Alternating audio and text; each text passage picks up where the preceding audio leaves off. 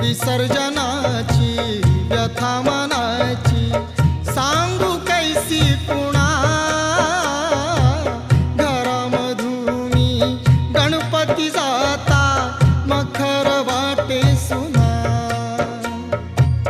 घरामधूनी गणपती जाता मखर वाटे सुना। मखर वाटे सुना।